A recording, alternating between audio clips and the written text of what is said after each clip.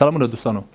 نن په دې اړوند خبرې کوو چې ولې کله کله خلک داسې فکر کوي چې موږ ډېر سست، کمزوري او بې خاصیته انسانان یو، په ځانګړي ډول په هغو اړیکو کې چې موږ یې لرو. ولې په موږ په ځینو اړیکو کې موږ خلکو ته ډېر ځواکمن، ډېر پیاوړي او ښه نه ښکارېږو. هغه څه چې د انسان، یو ځواکمن انسان، یو قوي انسان، یو مسلط انسان ډېر ضعیفه او کمزوری ښیي، هغه څه دي؟ آیا تاسو ته کله دا پوښتنه پیدا سوې، کله دا غوښتنه په زړه کې درګرځېدلې چې کاش موږ هم ډېر ځواکمن، ډېر پیاوړي او قدرتمند راڅرګند سو او کاریزماټیک شخصیت ولرو او ښه وځلیږو؟ که احیانا تاسو غواړئ چې خپله ځواکمنتیا، هغه ځواکمنتیا چې لرئ، البته مصنوعي، فریبکارانه او فیک ځواکمنتیا نه، هغه واقعي او ریل، واقعي رښتینې ځواکمنتیا چې تاسو یې لرئ، غواړئ هماغه ځواکمنتیا په رښتینې معنا په خپلو اړیکو کې وساتئ، نو ځینې وړاندیزونه او موارد درته لرم چې زه فکر کوم تاسو سره به کومک وکړي. بله دوستانو، لومړی مورد چې غواړم اشاره وکړم هغه د آرامش او د هوساینې ساتنه ده. هغه انسانان چې خپل سکون او آرامش ساتي، هغه مقابل لوري ته او په یوه ډله کې، په ځانګړي ډول په یوه اړیکه کې یا په یوه ډله کې ډېر ځواکمن پرېښي. او هغه انسانان چې غبرګون ښیي، زر غبرګون ښیي، زر احساساتي کېږي، زر هیجاني کېږي، هغه خلکو ته معمولا په اړیکو کې ډېر کمزوري او ضعیفه ښکاري او راڅرګندېږي. نو که غواړئ چې ځواکمن انسانان احساس سئ، کوشش وکړئ چې ډېر آرامه او ریلکس پاتې سئ. او په دې خاطر چې څنګه ریلکس پاتې سئ، دا یو بل بحث او یو بله مسله ده. منتها هڅه او کوشش وکړئ چې خپله هوساینه او خپل آرامش په هر اړیکه کې او په هر موقعیت کې وساتئ. دا هم تاسو سره او هم ستاسو له اړیکې سره مرسته او کومک کوي. دویم مورد چې غواړم اشاره ورته وکړم دوستانو، هغه د ډېرو خبرو مسله ده. دا به دوستانو تاسو په کراتو اورېدلي، په بیا ځلې به مو اورېدلي، په بېلابېلو احادیثو کې به مو اورېدلي، د بېلابېلو فیلسوفانو په خبرو کې به مو اورېدلي چې ګڼ علما او پوهان په دې باور دي چې ډېرې خبرې ښې نه دي، کمې خبرې محکمې خبرې.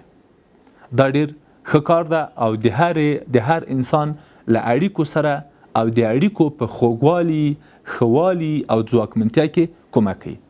هغه انسانان چې کوشش کوي چې ډېرې خبرې وکړي او نمایشي کارونه وکړي، معمولا ډېر ځواکمن نه برېښي، ډېر پیاوړي نه برېښي، ډېر په قدرت نه څرګندېږي. دریم مورد چې غواړم اشاره ورته وکړم دوستانو، هغه د لاسرسي مسله ده. کیدای سي دا مسله دوستانو ته یو رقم ښکاره سي، اما ډېر قابل دسترس او ډېر په لاسرسي کې، ډېر هر چېرته حاضر، ډېر په هر څه کې وردانګل، ډېر په هره مسله کې لکه مچ لوېدل او په هر څه کې حاضرېدل، هر چیرته پرته له ضرورته شتون پیدا کول د ځواکمنو انسانانو کار نه ده، د قوي او قدرتمندو انسانانو کار نه ده. که تاسو غواړئ چې اړیکو مو پیاوړي، قدرتمني، قوي، کوشش مه کوئ چې ډېر په لاسرسي کې واوسئ. حداقل خپل حریم، خپل محرمیت، خپله پرایویسي په ځینو مواردو کې وساتئ. دا تاسو سره کومک کوي چې په خلکو ډېر ګران سئ او خلکو ته په عامه اصطلاح ډېر بېباکه، ډېر ضعیفه، ډېر کمزوري، ډېر سست او خیله څرګند نه سئ. دا د نننیو اړیکو اړتیا ده دوستانو. موږ دې ته ضرورت لرو چې ځواکمنتیا مو چې لرو یې خپلې لرو، هغه وساتو او حفظ یې کړو. څلورم مورد چې غواړم دوستانو اشاره ورته وکړم، هغه د ځان په اړوند خبرې یا د ځان په اړوند ډېرې لافې او باټې وهل دي.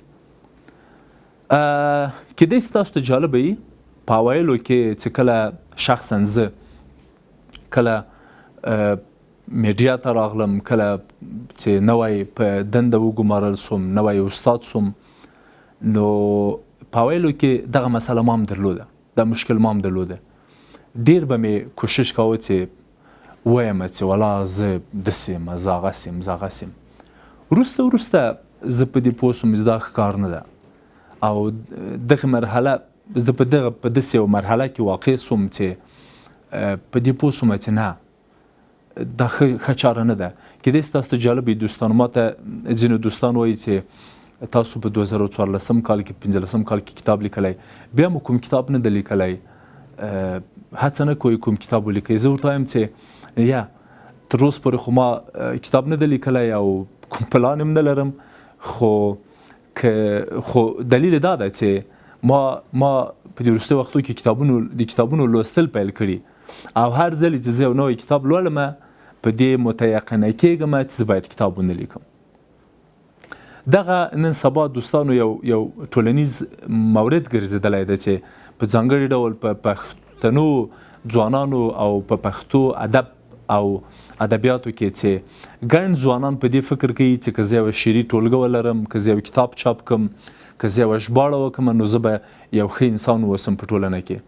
زه غواړم دا اشاره وکړم او دا یادونه وکړم چې دا ښه خبره ده چې په پښتو ژبه موږ ګڼ آثار او ګڼې لیکنې ولرو، خو کاش دغه لیکنې او دغه آثار په ټیمي شکل د یوه نهاد تر سیوري لاندې، د متخصصینو تر سیوري لاندې، د عالمانو او د همغو څانګو د پوهانو له سیوري لاندې وسي. له بده مرغه نن سبا په پښتو ژبه په بازار کې ګڼ کتابونه شته، کېدای شي له سلو نه هم ډېري، خو په دغو کتابونو کې 2-3 هم ارواپوهانو نه لیکلي نه یې ژباړلي.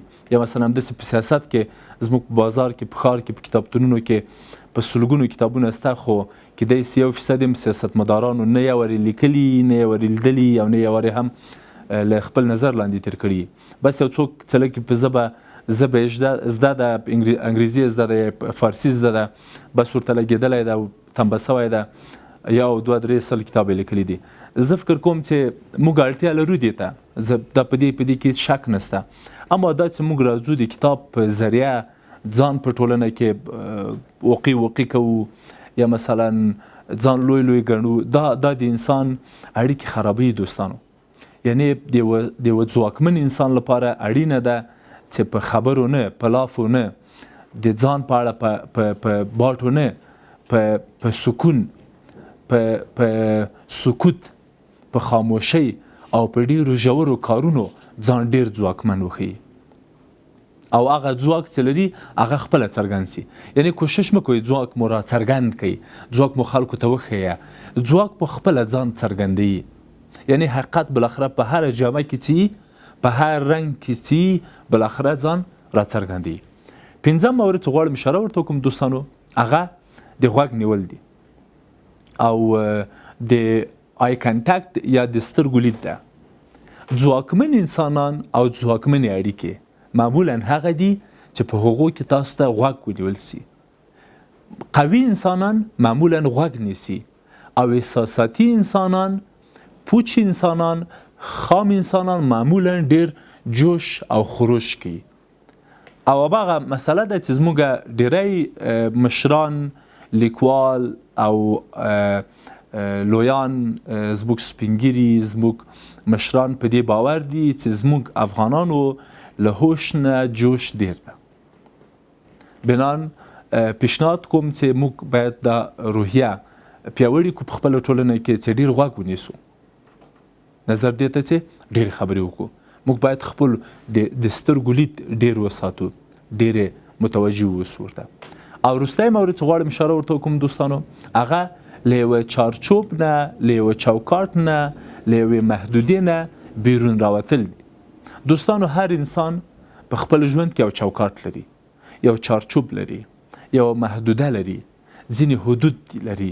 که هغه ښځه ده، که هغه نر ده، که هغه ارواپوه ده، که هغه ډاکټر ده، که هغه ادیب ده، که هغه سیاستوال ده، که هغه یو شاعر ده، که هغه یو لیکوال ده، که هغه یو محصل ده، که هغه یو په ښوونځي کې شاګرد ده، کاغه یو موټروان ده، کاغه په یو دفتر کې صفاکار ده، هر څوک چې ده خپل حدود او خپل چوکاټ لري.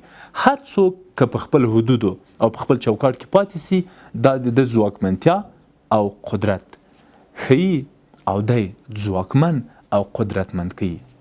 مننه.